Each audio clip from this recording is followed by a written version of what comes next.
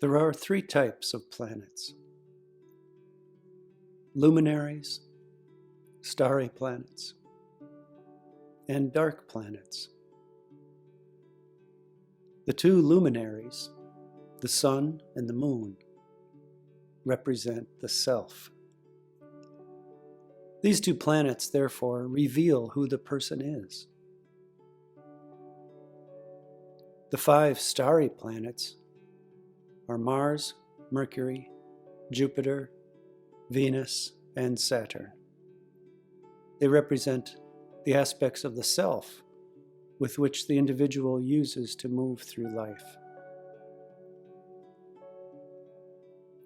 These five planets, therefore, represent the abilities of the individual. The two dark planets, Rahu and Ketu, represent the evolutionary path of the self, which is dark and obscure, a path from which one never wanders very far. The two luminaries, the sun and the moon, represent the self.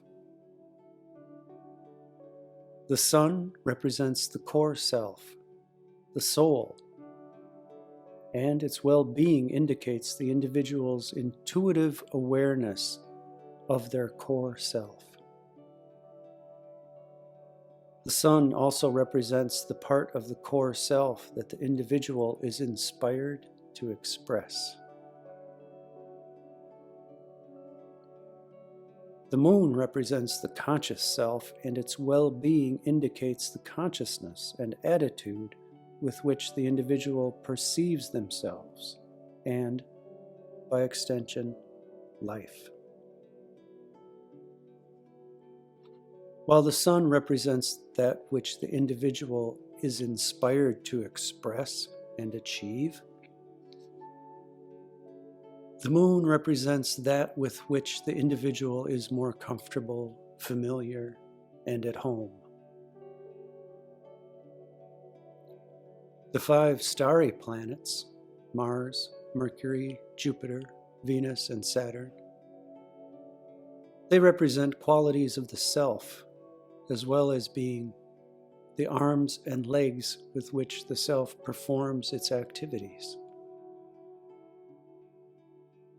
Mars represents the vigor with which one expresses what is in one's consciousness. Mercury represents the expression of what is in the consciousness through the act of speech. Jupiter represents the happiness and joy-producing wisdom that the self experiences. Venus represents the bonds of love and devotion that the self creates with others. Also, knowledge, the divine, or anything else toward which the self may be devoted. Saturn represents the sorrows that the self experiences. The self uses Mars to logically and effectively overcome the obstacles and difficulties that present themselves to the path of the body and the self.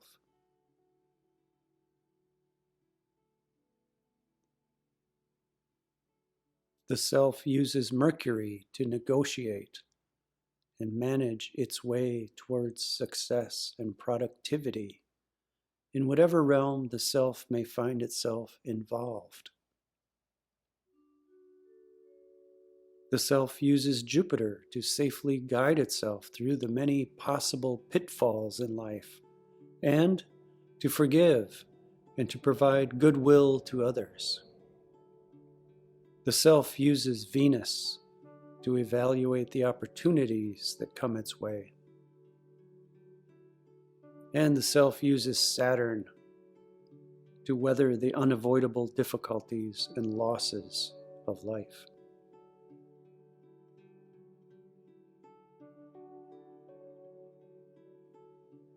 The two dark planets, Rahu and Ketu, are planets that are seizers in the sense that they seize the native and yoke them to the fruits of their karmas. They are, however, more a type of lagna, an anchor point, than they are a planet. The ascendant represents the birth of life, while the seventh house represents the exit of life from the body upon death.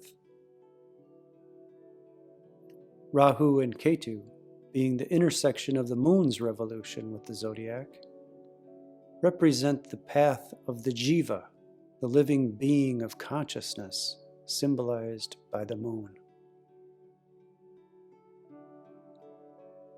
Just as the ascendant represents the birth of the physical form, Rahu represents the birth of the individual consciousness, that which draws the individual consciousness forth from the greater consciousness. Just as the descendant, or the seventh house, represents the exit of life from the body, Ketu represents the termination of the individual consciousness. The individual consciousness becoming merged with the greater consciousness. And thus Ketu is the significator of spiritual liberation. While the ascendant and descendant represent the path that the physical body must take, Rahu and Ketu represent the path that the conscious self treads. Rahu draws the individual consciousness into its earthy incarnation for the purpose of developing the self in the areas of life indicated by Rahu's placement.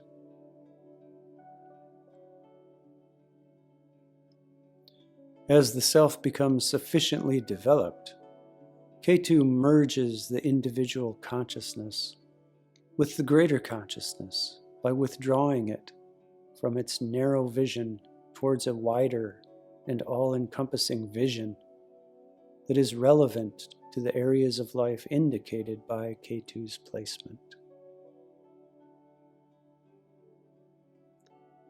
The house in which Ketu is placed will therefore indicate the manifestation of spirit which is most relevant to the individual's experiences.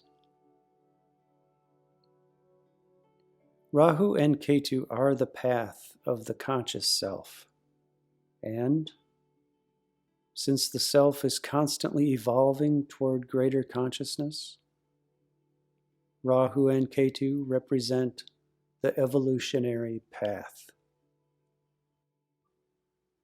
Ketu is a very introverted force and gives completions and liberation. Those things that Ketu is influencing are being completed and resolved in this lifetime. Rahu, on the other hand, propels us into new things. So it appears to be doing the opposite of Ketu. In fact, it propels us into the new in order to create balance where there is imbalance.